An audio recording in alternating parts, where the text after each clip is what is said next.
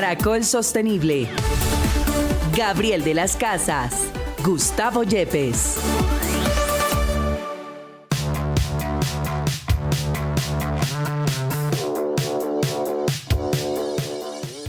Hola, bienvenidos. Esto es Caracol Sostenible en Caracol Radio. Es nuestra cita para hablar de sostenibilidad, por supuesto con la academia, una alianza con la Universidad Externado de Colombia y el profesor Gustavo Yepes. Profe, muy buenos días, ¿cómo estamos? Buenos días, Gabriel. Buenos días a todos los oyentes. Bueno, hábleme de qué es el Pacto Global, por qué es tan importante para la sostenibilidad y para Colombia. Bueno, Gabriel, es muy importante el Pacto Mundial, tal vez la iniciativa de sostenibilidad más grande de todo el mundo. Nace en el año 1999, en cabeza del exsecretario, el señor Kofi Annan, quien se va al Foro Económico Mundial de Davos a proponerle un trato a los empresarios, a proponerles un pacto para que utilicen sus recursos, sus capacidades, todo ese espíritu de la empresa privada en favor de los desfavorecidos y de las generaciones futuras. De esta manera, entonces, invitan a las empresas de todo el mundo a que se vinculen a través de una carta de compromiso con 10 principios. 10 principios asociados a temas ambientales, a temas de derechos laborales, derechos humanos y lucha contra la corrupción, a fin que las empresas se comprometan a incluir estos 10 principios al interior de su empresa, la implementen en su organización y en sus procesos, inviten a otros a hacerlo con el fin de lograr que al final la economía logre estar enmarcada en estos 10 principios. A de cuenta, es como un sistema ético para empresas. Aquí tengo que aclarar que yo hago parte, orgullosamente, del Consejo Directivo del Pacto Global de las Naciones Unidas aquí en Colombia. Bueno, pues dentro de la vertical de sostenibilidad que tenemos en Prisa Media, en Caracol Radio, pues es lo que hacemos nosotros, impactar a través de la comunicación de la sostenibilidad. Y precisamente con este Pacto Global hace unas semanas estuvimos en su foro de comunicar la sostenibilidad y queremos compartir estas discusiones sobre cómo comunicar de una manera asertiva la sostenibilidad. Bienvenidos. Yo estoy encantada de estar acá porque nos acompañan los protagonistas de 2 programas de radio enfocados en sostenibilidad súper exitosos. Gabo de las Casas, bienvenido. Profe Gustavo Yepes, bienvenido. Ustedes saben que ellos son los que lideran el programa Caracol Sostenible. Y por otro lado tenemos a Angelita Gómez, que es la coordinadora de comunicaciones de Pacto Global Colombia, que también lidera el programa de radio Planeta Sostenible. Entonces aquí estamos con un grupo de expertos en la materia y con esto damos inicio. Aquí en esta audiencia estoy segura que todos sabemos que los consumidores, los clientes, los usuarios cada vez están más informados y son más exigentes y tienen mayor conciencia social y ambiental. ¿Eso qué hace? Eso hace que las empresas, por supuesto, inviertan en tener estrategias de sostenibilidad, pero también, de manera muy importante, comunican esa sostenibilidad, comunican la estrategia, comunican los logros, en algunos casos las dificultades. Y en ese ejercicio de comunicar la sostenibilidad, algunas veces incurren algunas empresas en unos temas no tan buenos como el greenwashing, ¿cierto? Es decir, comunicar de manera tal vez un poco engañosa o tener estrategias de mercadeo un poco engañosas. Y eso al final, ese usuario, ese consumidor, lo castiga terriblemente, porque así como esos consumidores adoran esas empresas que adoptan prácticas sostenibles, que tienen productos saludables, que además se preocupan no solamente por el medio ambiente, sino por las comunidades, cuando se dan cuenta que esa empresa está cometiendo ese tipo de pecados, pues realmente los castigan duramente. Y con esta pequeña reflexión, yo quisiera iniciar nuestra primera pregunta, y es a este maravilloso panel de expertos: ¿por qué es importante comunicar la sostenibilidad? Pero, y aquí es lo más interesante, ¿cuál, en su opinión, sería la clave para que esa comunicación sea exitosa? ¿Quién quisiera iniciar? Bueno, pues muchas gracias, un gusto estar aquí con todos ustedes, con mis compañeros aquí del panel. Muy bien, bueno, digamos que El tema de la comunicar la sostenibilidad es muy importante. Los criterios que se utilizan estratégicamente para hablar de la sostenibilidad incluyen la especificidad, la centralidad, la visibilidad, el voluntarismo y se me falta uno, pero básicamente lo que está diciendo es que la sostenibilidad tiene que ser central, ¿okay? Tiene que ser parte de su negocio. El otro es que tiene que medir lo que se llama la especificidad. El otro tiene que ver con que lo haga de manera voluntaria y el cuarto que les estaba diciendo era la visibilidad, porque si usted no va a generar esa visibilidad de su estrategia a cualquiera de sus públicos, pues no le va a servir de alguna manera para hacerlo. Entonces va a necesitar tener una muy buena comunicación. Pero entonces Viviana se refería a un problema muy serio que se presenta en la actualidad, que tiene que ver con que esa comunicación, que es muy importante y que es necesaria, está teniendo unas tonalidades, como decías tú, muy verdes, o el color que les parezca en cualquier momento determinado. Y lo más grave es que no estoy de acuerdo con lo que decías, Vivi, respecto a que el consumidor lo castiga. No lo castiga porque no lo sabe, es muy difícil poderlo identificar, porque la información es muy vaga, es irrelevante, de alguna manera no se puede percibir. Lo engañan fácilmente, por ejemplo, con las autodeclaraciones, entonces parece un sellito muy bonito. O los certificados. Y no, al final no lo va a poder conocer. Entonces, ¿qué es importante? Digamos que como consumidores, pues tomemos una iniciativa diferente a la tradicional de solamente comprar, sino tener la capacidad de poder identificar con claridad qué están ofreciendo detrás de cada uno de los productos, de las etiquetas, para ir un poquitín más allá.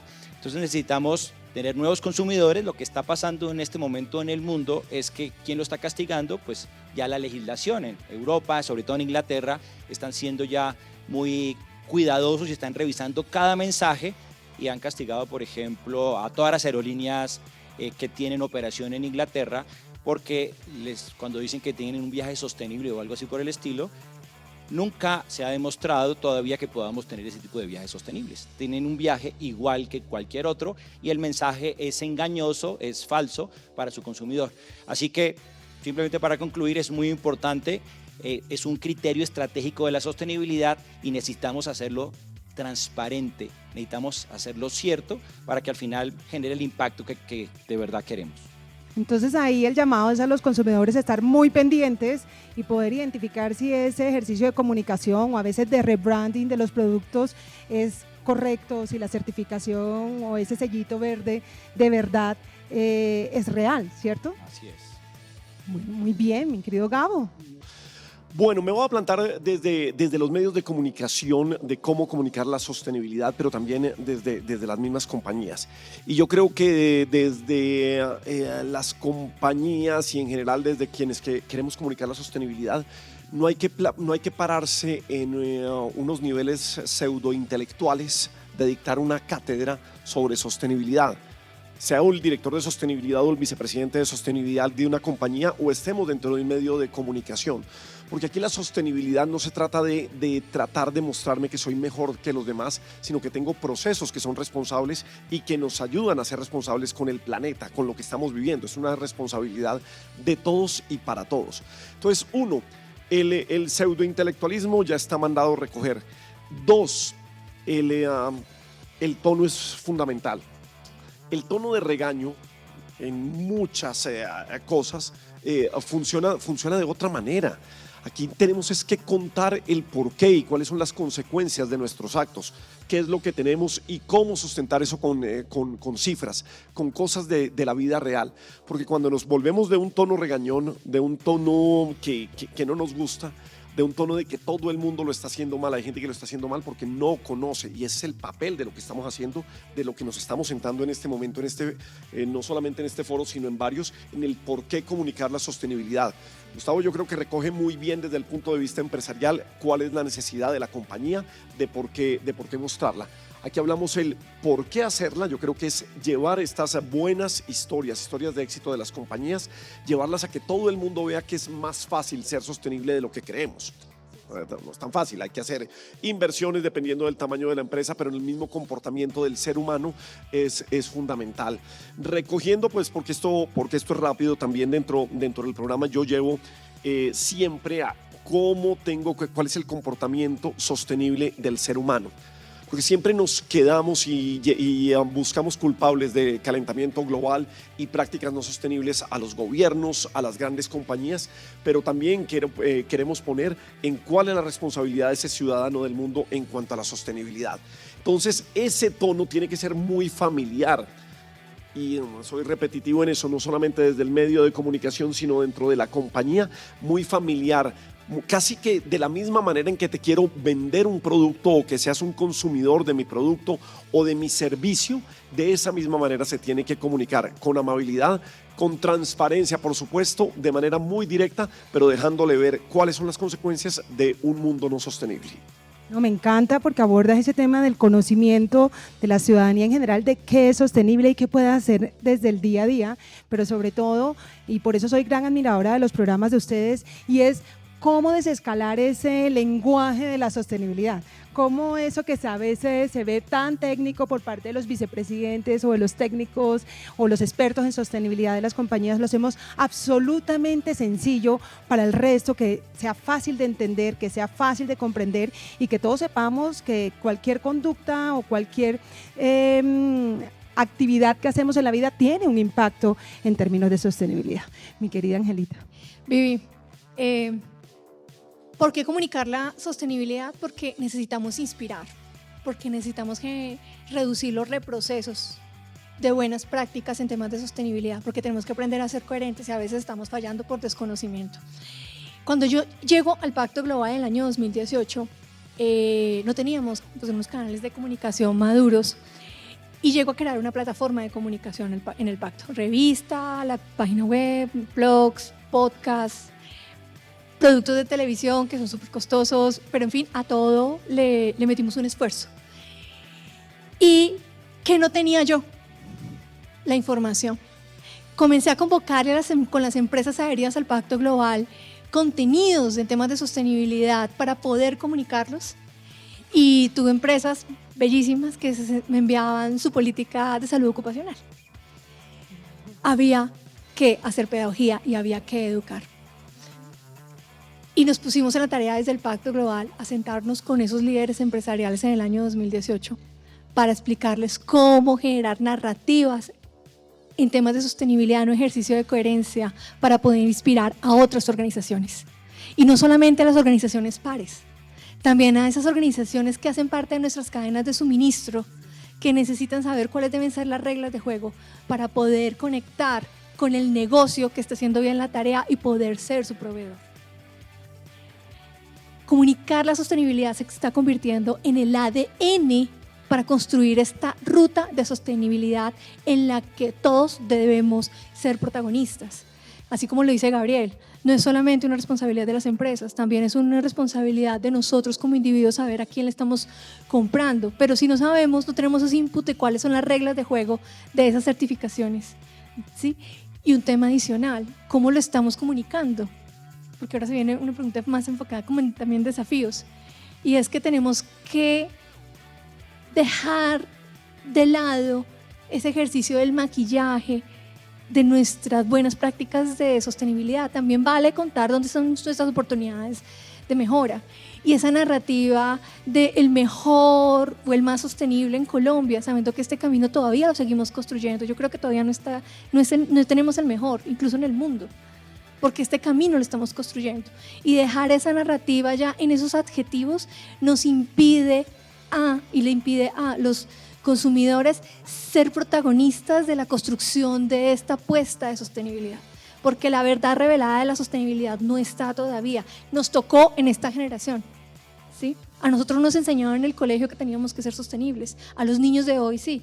Y esta ruta tenemos que construirla en conjunto, por eso la apuesta de por qué tenemos que comunicar la sostenibilidad. No, y me encanta que traigas a colación el tema de inspirar. Y no solamente desde lo positivo, desde los logros, sino también de las dificultades. Todos sabemos que este no es un camino fácil, que está lleno de retos y de desafíos, que lograr realmente tener unos indicadores maravillosos en términos de sostenibilidad requiere mucho trabajo y esfuerzo, y eso también hay que contarlo, porque los demás también pueden estar pasando por eso, y uno les dice, óyeme, qué interesante, me interesa conversar un poco más contigo y conozco de primera mano el trabajo tan increíble que estás haciendo en temas de comunicación y de llevar incluso visitas empresariales para que cada vez el tema de la sostenibilidad esté más a la flor del día, en la mente de todos nosotros. Yo creo que hay una pregunta que generalmente se hace en las empresas y es, ¿cuáles son esos canales de comunicación que ustedes consideran más efectivos y recomendados precisamente para comunicar la sostenibilidad? ¿Cuáles serían esos canales? Ustedes acá, seguramente aquí en la audiencia tenemos varias empresas que dicen, bueno, no, tampoco tengo tanto dinero, necesito comunicarlo, pero ¿cuál sería la mejor forma? ¿Cuál sería ese canal efectivo?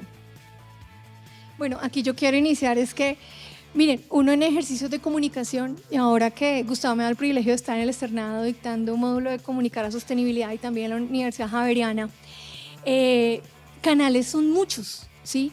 Lo más importante en este escenario es la estrategia comunicativa para conectar un objetivo en temas de la puesta de resultados en la estrategia de sostenibilidad. Ténganlo muy claro, cualquier canal funciona. Yo creería que hoy principalmente el canal más importante es el colaborador de la organización. De acuerdo. Si tenemos a todos los colaboradores que entiendan las bases de la sostenibilidad, la apuesta financiera de contratar proveedores locales que hagan parte de la cadena de abastecimiento va a hacer fluir más rápido, ¿sí? O la parte legal a la hora de quién vamos a contratar o cómo se van a hacer los contratos para los temas de manejos de aguas o otros temas, va a fluir más rápido. Pero si nosotros manejamos una sostenibilidad desde la gestión de un reporte, un joven quizás analista, porque esta profesión todavía se está desarrollando en muchas organizaciones, que se la está soñando, que la está soñando, pero que solamente ahí en sostenibilidad, en esa pequeña área de 2 personas, a veces 3, o a veces de una, es el único que sabe de sostenibilidad, no la vamos a lograr. Ha llegado a un punto increíble y es el tema de la educación de los colaboradores, que tú sabes que me encanta y en el que estoy totalmente dedicada. Y es que a veces no pensamos en que no es un solo colaborador, es que cuando tú permeas al colaborador le llegas a la familia y tienes una capacidad de multiplicar el impacto de en lo que tú los estás educando increíble. Y a veces resulta mucho más coste eficiente que tal vez otro tipo de estrategias. ¿Quién continúa? Bueno, yo creo que la comunicación tiene que ser ante todo disruptiva. Hay que meterse en el lenguaje de la gente, es con la gente. Que la gente que está pasando por el frente de las compañías, que la gente que está en sus transportes, que la gente que viaja, que consume en esta carrera desenfrenada de consumismo en la que vivimos, entienda que eso es con ustedes, es con nosotros, es con todos. Y una compañía debería destinar, difícil que sean los mismos recursos, pero sí gran parte de los recursos de su comunicación para que el comunicar la sostenibilidad sea tan importante como la venta de su producto. De acuerdo. Que sea de la misma manera creativa con la que vende su producto, con la que sale a la calle, con la que vende su servicio, en la forma de atraer para mostrar que esa compañía, qué es lo que hace de sostenibilidad.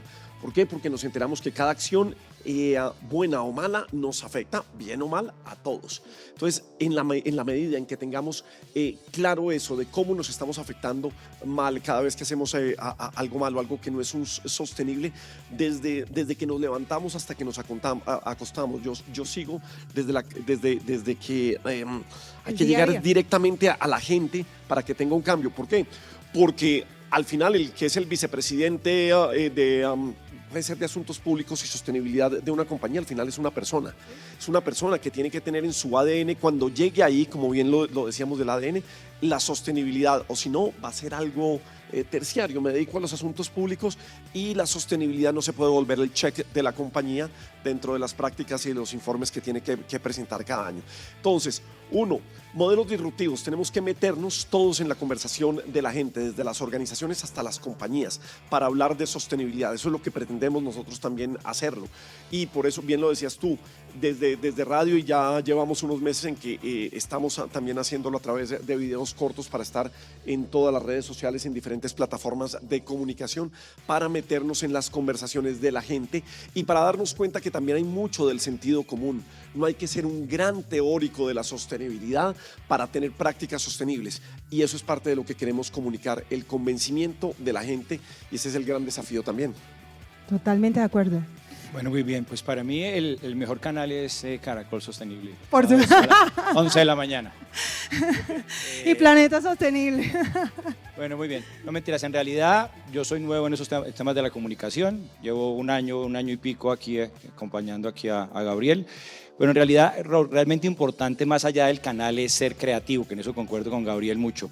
Yo aprendí algo aquí en este congreso hace muchos años, no sé cuántos, con María Claudia Truco, que comenzó a trabajar el tema con sus cadenas con los consumidores y las cadenas de abastecimiento a través del Twitter. Y ella comenzó a poder conectarse con la gente muy fácilmente y muy rápidamente, como lo estaba mencionando Gabriel hace un momento. Entonces creo que es importante tener claro que la sostenibilidad no es solamente, digamos, para vender sus productos, sino para contarle, como muchos decían acá, como decía Ángel hace un momento, a sus empleados, a cualquiera que tenga relacionamiento con ellos para que lo puedan hacer. Pero lo más importante, más allá del canal e incluso el mensaje, es que lo que estén diciendo sea cierto. Y hablamos en Cartagena hace un par de meses que teníamos que tener una comunicación que sea valiente, que vamos a tener que mostrar que sí, que estamos teniendo oportunidades de mejora y que estamos dispuestos a hacerlas, sino simplemente venir a decir y a pontificar que están haciendo cosas maravillosas, mientras todos podemos identificar con la experiencia que tenemos con las empresas, con lo que cuentan las otras personas y con lo que las mismas compañías dicen que no es tan cierto. Entonces, el evitar a toda costa el engañar, creo que es la mejor estrategia que uno puede tener para comunicar la sostenibilidad. Bueno, muy bien. Y yo creo que ya estamos corticos de tiempo. La última es, ¿qué no deberían hacer las empresas? Aquí ya el profe Gustavo nos dijo engañar. Por favor, digan cosas que sean verídicas, reales. Profe, ¿quisiera añadir algo más? Hay 6 en particular, Okay. para que las tengan en cuenta. Primero, que la información no sea relevante, porque generalmente utilizan el tema de la irrelevancia. El otro tema tiene que ver con que no fragmentar la información, solo ponen pedacitos, esta parte sí, pero el resto no. El otro tiene que ver con no decir la mentira o exagerar, que pasa mucho. El otro tiene que ver con las autodeclaraciones, es decir, yo invento mi propio sello. El otro tema se llama la vaguedad, es decir, que la información es tan vaga que no se sabe. Aquí somos mejores que, sin decir nada más al respecto. Y finalmente estamos hablando, ahora se me fue el último, el mal menor.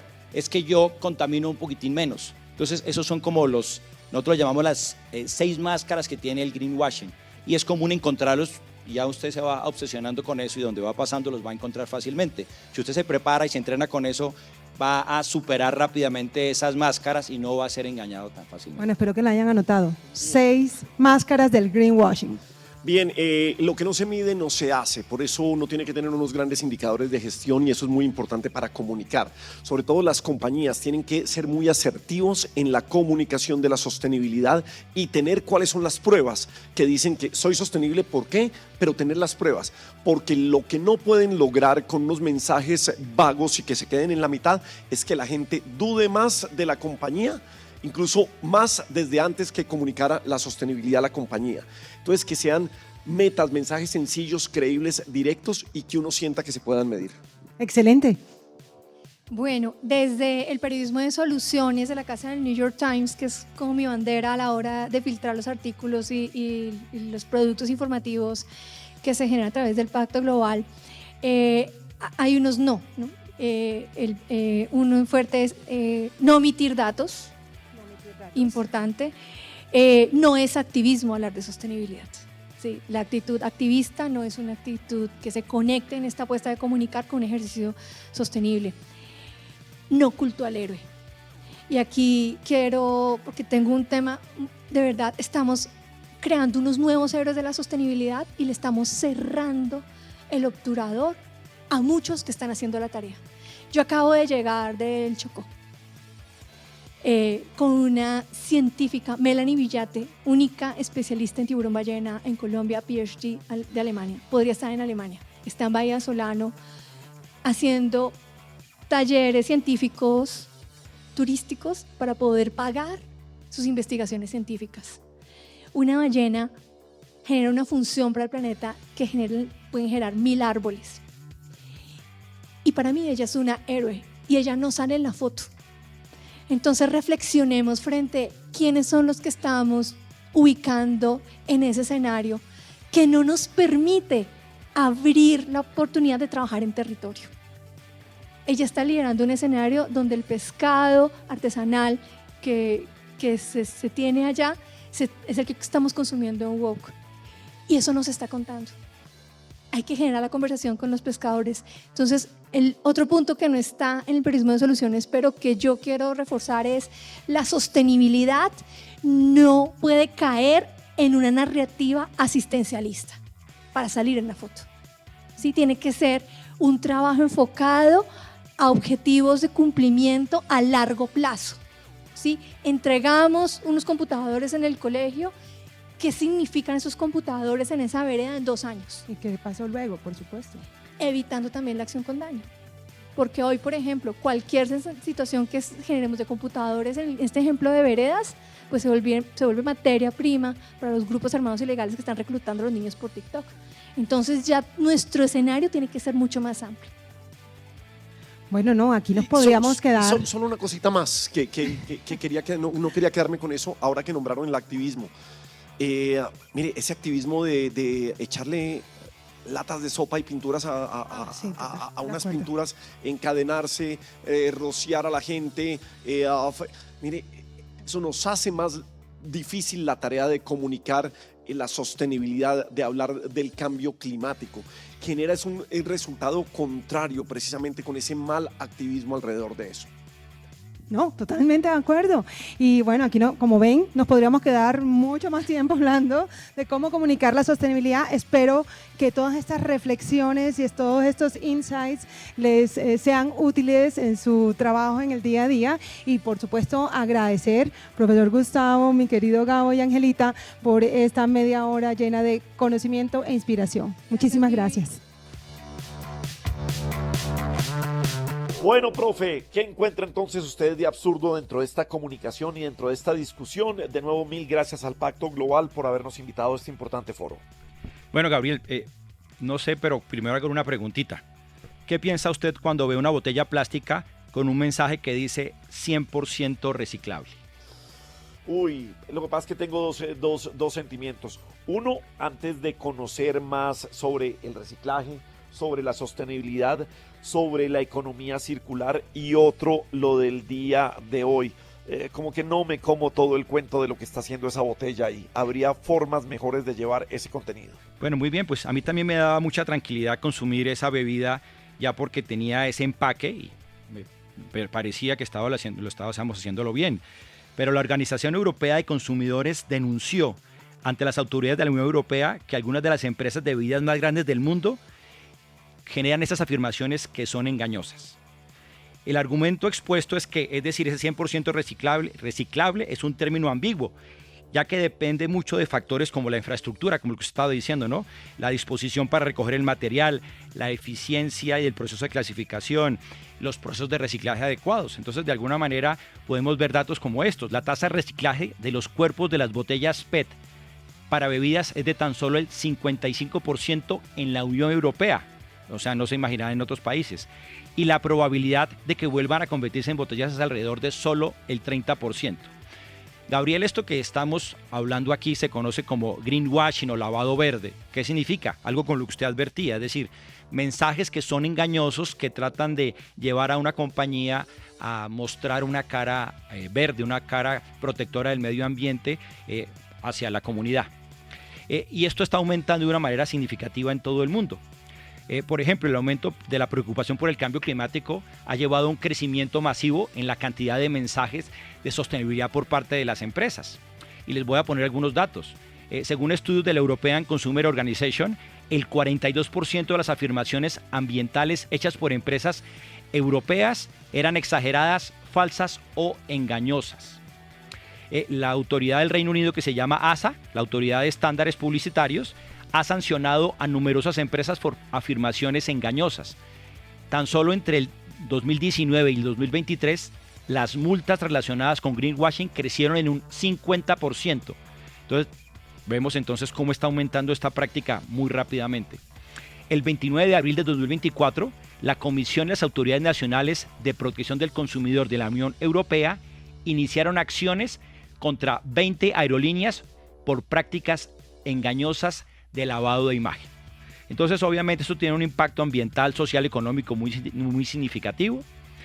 Y el greenwashing, quiero decir que no solo engaña a los consumidores, sino que también perpetúa un comportamiento dañino para el medio ambiente. Es decir, que tenemos que pensar primero cuando las empresas queremos mandar un mensaje. Yo creo que eso estuvimos hablando durante todo este foro, y es que necesitamos un mensaje por parte de las empresas transparente y que tengan la confianza y la tranquilidad de que los consumidores, los ciudadanos entenderemos más un mensaje que sea cierto a mensajes engañosos. Creo que también lo hablamos en otro foro, necesitamos empresas que sean valientes con sus mensajes. Bien, señor, una pausa y regresamos en Caracol Sostenible.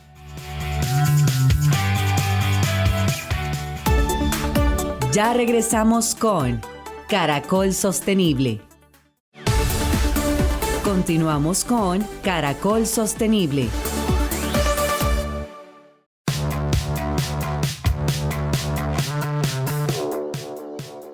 Muy bien, sigue Caracol Sostenible, nuestra alianza con la Universidad Externado de Colombia. Siempre será importante hablar de sostenibilidad y transición energética.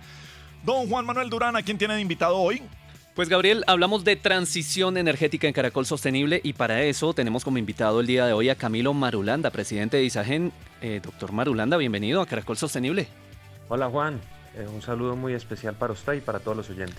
Bueno, pues estamos hablando de todo lo que ocurre en materia de transición energética y durante los últimos meses hemos tenido ahí ese fantasma del apagón energético en el país. ¿Cuál es la situación actual? ¿Qué le podemos contar a los oyentes? Yo creo que esa pregunta es muy relevante. Hemos tenido un año atípico, un año con condiciones muy secas, con un fenómeno del Niño muy marcado en el primer semestre, que puso a todo el sistema eléctrico en un estrés muy grande. Pasamos raspando, como diría yo. Segundo semestre se esperaba un fenómeno de la Niña, o sea, lluvias, que llegaron un poco tarde y que no nos ponen en la mejor posición para el verano que se viene. Hemos visto en las últimas semanas pues lluvias en todo el país que han permitido una recuperación parcial de los embalses, pero vale la pena mencionar que todavía no estamos ni en la media histórica en términos de reservas de agua, estamos como 10-15% por debajo, y que vamos a entrar un año entrante con condiciones climáticas pues inciertas. Y yo creo que eso no hay que perderle la pista y creo que todos tenemos que estar muy pendientes de esa realidad energética del país. Usted ha hablado, doctor Marulanda, de algo que pues ya todos conocemos y es el fenómeno del Niño que ya se aproxima, que evidentemente es un motivo de preocupación, pero también se habla de ese gran margen que hay entre la oferta y la demanda de energía eléctrica en el país. Es más lo que se necesita, lo que estamos consumiendo y también se requiere por parte del ciudadano del común entonces empezar a tener un racionamiento de energía eléctrica. Pues lo que hemos visto en los últimos años es la combinación de dos fenómenos. Una demanda, un consumo de energía creciendo rápidamente, cerca del 5%, el doble de lo que se esperaba. Y una oferta, o sea, los proyectos nuevos creciendo a paso de tortuga. 20% de la capacidad nueva que estábamos esperando ha entrado en los últimos 5 años. Eso genera esa estrechez entre la oferta y la demanda que usted menciona, que nos preocupa a todos. Y más que un tema de racionamiento, que no queremos pensar en ese escenario tan malo, es un tema de ser más conscientes en el consumo, apagar las luces, revisar los electrodomésticos, hacerles mantenimiento, porque lastimosamente las proyecciones que estamos viendo a futuro pues no son las mejores.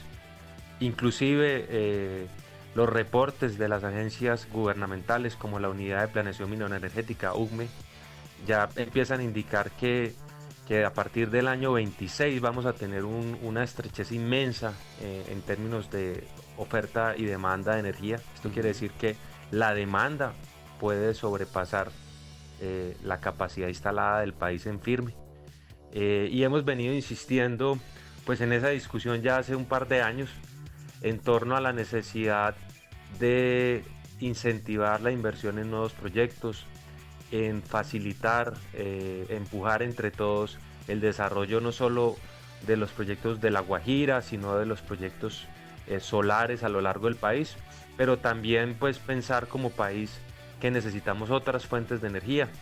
Creo que no podemos dejar al lado el tema de energía térmica, el tema de energía hidro, porque lo que está pasando, Juan, es que en las últimas subastas de expansión del sistema, que es donde se define qué proyectos nuevos van a entrar, casi en el 100% de la última subasta fueron solo proyectos solares. Y uno puede pensar que eso es muy bueno, esa es la transición energética, es una energía limpia. El problema es que el sol no sale de noche. Sí. Entonces la demanda crece y crece, y en esa hora pico de consumo, entre las 6 de la tarde y las 9 de la noche, nos vamos a quedar sin oferta. Entonces esa ha sido mi insistencia, impulsar, empujar, comprometernos entre todos a sacar esos proyectos que han tenido atrasos, que están congelados, y segundo, pues generar unas señales de expansión mucho más claras, una claridad regulatoria, una claridad política en torno a estas nuevas inversiones que se requieren. Se requiere por cada año cerca de 4 billones de pesos de inversiones nuevas en plantas de generación, solo para mantener el ritmo al que está creciendo la demanda. Entonces, creo que esto es un propósito nacional, más de 2-3 años hablando del tema. Lastimosamente, pues las acciones hasta el momento han estado muy tibias.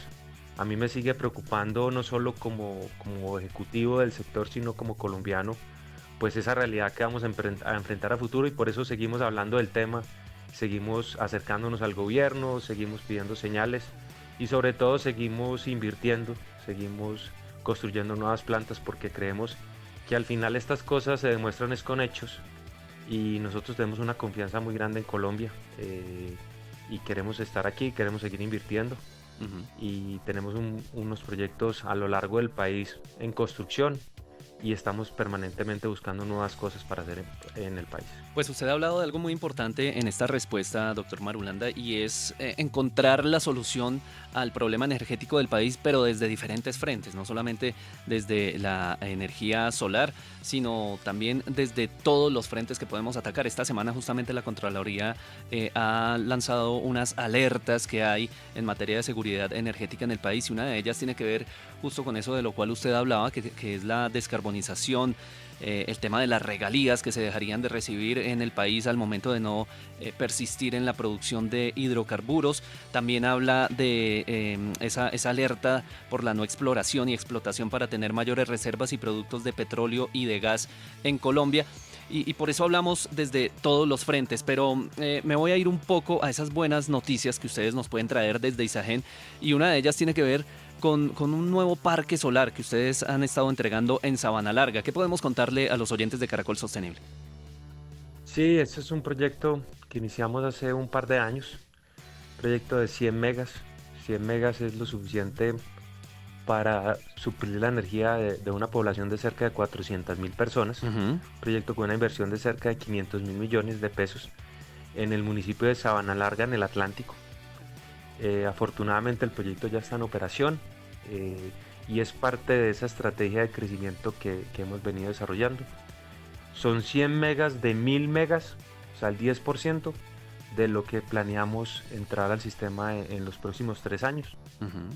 Tenemos hoy proyectos andando en el departamento del Tolima, en la costa, en diferentes lugares, y estamos avanzando en nuevas cosas, como le estaba comentando. Yo creo que el potencial de Colombia en términos de energías renovables es increíble. Tenemos el mejor recurso de viento del mundo.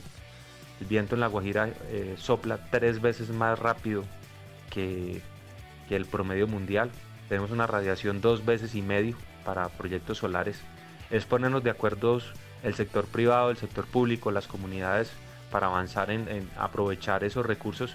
Y creo que lo que usted menciona es muy importante. La transición energética es una realidad. Para allá va el mundo. Creo que es lo que requiere no solo el país, sino toda la humanidad, pero hay que hacerlo de manera organizada. Y no podemos obviar que Colombia hoy depende de los recursos del petróleo, del gas, del carbón, para sostener pues todo el aparato económico y estatal, y que hay que hacer esto de manera pensada, ordenada, para que esto no nos genere pues unos problemas más grandes en lo macro del país. Pues es el panorama que tenemos en este momento en materia energética en el país. Concluimos de esta conversación con Camilo Marulanda, presidente de Isagen, que no hay que estar todavía en un momento de tensión tan fuerte, pero sí hay que empezar a tomar acciones para que no lleguemos a esa alerta máxima de tener que vivir un apagón en materia energética en el país. Su mensaje final, doctor Marulanda, para los oyentes de Caracol Sostenible. No, un saludo muy especial y muchas gracias por la invitación.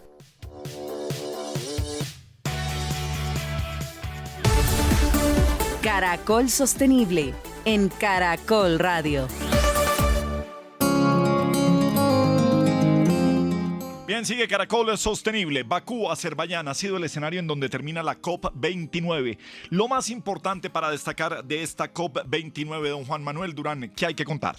Gabriel, son varios los temas que se han tratado en esta COP29, conferencia de las partes que centra su atención en el cambio climático. Al igual que en la COP16 que se llevó a cabo hace algunas semanas aquí en nuestro país, durante la COP29 uno de los temas centrales para la conversación tiene que ver con la financiación y con la inversión para encontrar la solución de los daños causados por el cambio climático.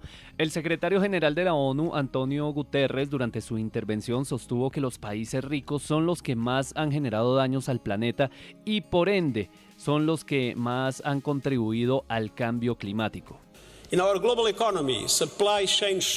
nuestra economía global, los choques en la cadena de suministro aumentan los costos en todas partes.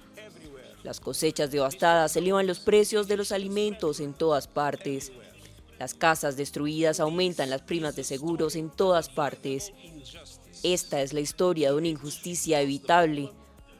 Los ricos causan el problema y los pobres pagan el precio más alto. Oxfam encontró que los billonarios más ricos emiten más carbono en 1 hora y media que una persona promedio en toda su vida. También recordó que durante la COP28 el año anterior los países se comprometieron a dejar los combustibles fósiles y a acelerar la implementación de sistemas de energías limpias. Además, también agregó que el 80% de personas alrededor del mundo están exigiendo acciones en torno al cambio climático.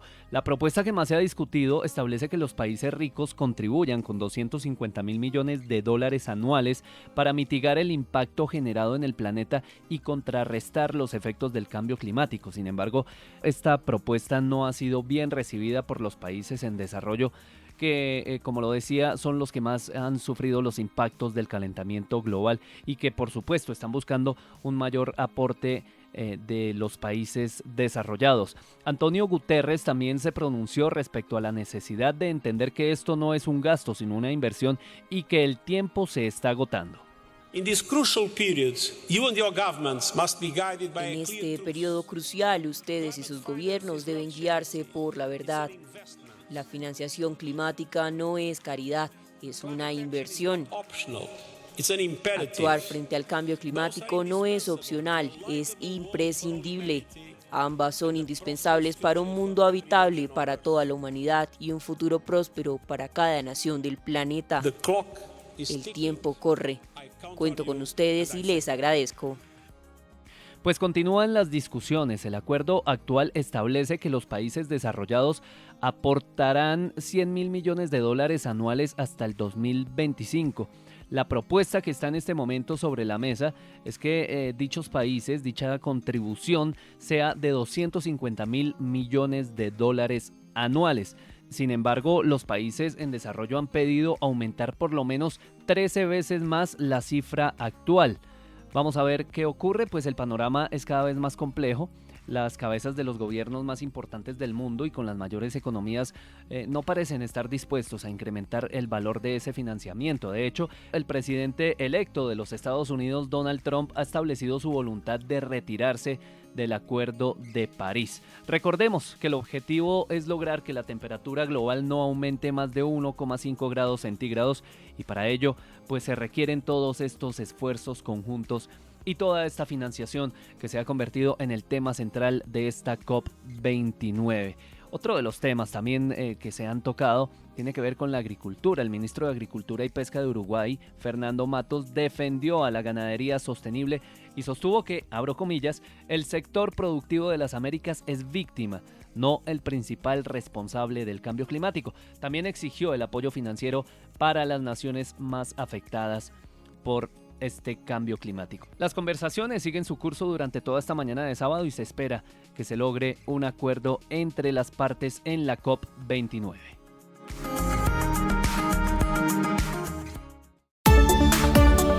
Caracol Sostenible. De lo absurdo a la reflexión.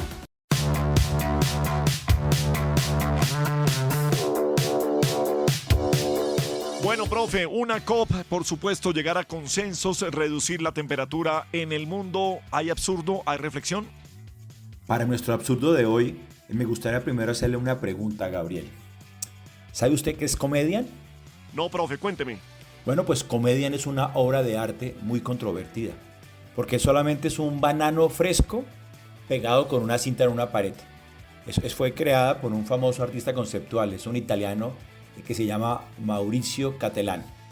La noticia importante, digamos, no es la obra de arte, sino es que este pasado miércoles 20 de noviembre fue vendida por $6.2 millones por un señor, un criptoempresario chino que se llama Justin Sun.